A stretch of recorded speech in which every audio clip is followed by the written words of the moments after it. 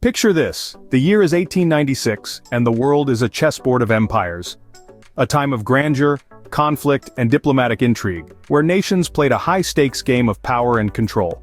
At this time, the British Empire, a juggernaut of global influence, maintained a protective grip over the exotic island of Zanzibar. This strategic slice of East Africa was more than a trading post. It was a symbol of British dominance. The Sultan of Zanzibar, Hamad bin Thuwaini, was a crucial ally to the British, their pawn in a game of geopolitical chess.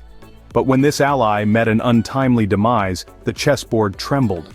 Rising from the shadows, Sultan Khalid bin Bargash seized the throne, violating a long-standing treaty that demanded British approval of such successions. A British ally had been replaced by a defiant ruler, and a spark was struck, threatening to ignite a storm. The stage was set for a conflict, one that would go down in history as the shortest war ever recorded. Dawn, August 27, 1896. The British ultimatum to Khalid expires. The tension was palpable. The British, having established a protectorate over the Sultanate of Zanzibar, had a vested interest in who ascended the throne. Khalid bin Bargash, despite his popularity among the Zanzibaris, was not their choice. The British had made their position clear. They demanded Khalid step down from the throne, a position he had seized without their consent.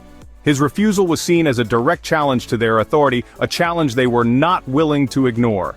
The British had a reputation to uphold, one of power and control, and they were not about to let it be tarnished by a defiant sultan.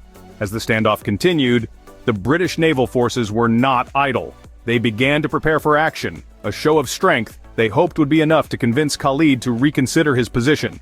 The harbor became a hive of activity as ships were strategically positioned, primed and ready for action.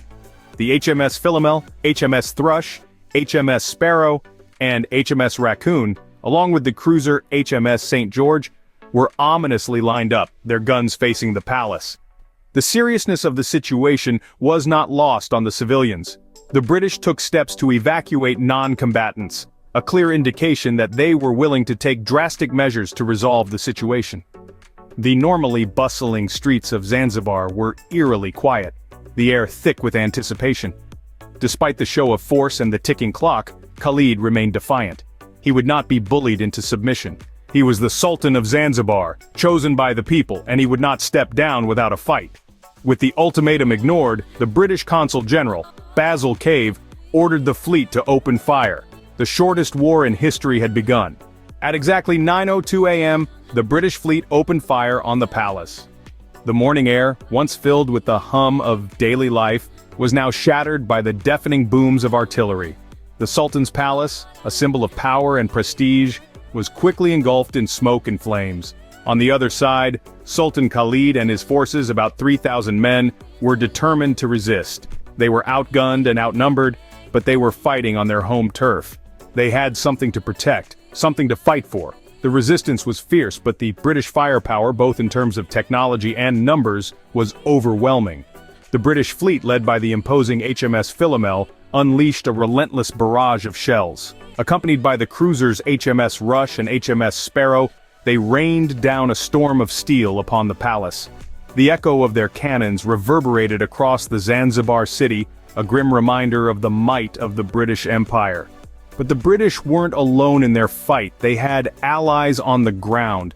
Pro-British Zanzibari forces, eager to curry favor with the empire, joined the offensive.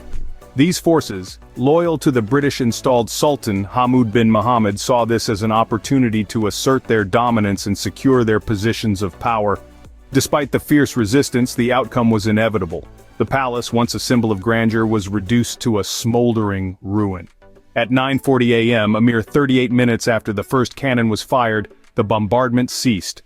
The shortest recorded war in history had come to an end. The British had made their point. They had showcased their military prowess and established their dominance. Sultan Khalid, who had dared to challenge the British Empire, had fled. His palace was in ruins, his forces scattered, and his rule was over. In less than an hour, the war was over. Khalid had fled, and the British installed a puppet sultan.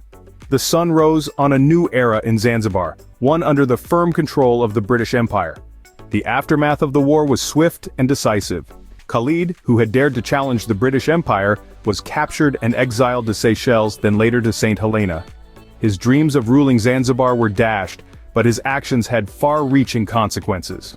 In his place, the British installed Hamud bin Mohammed as Sultan. Hamud was seen as a more favorable choice, one who would be more amenable to British interests.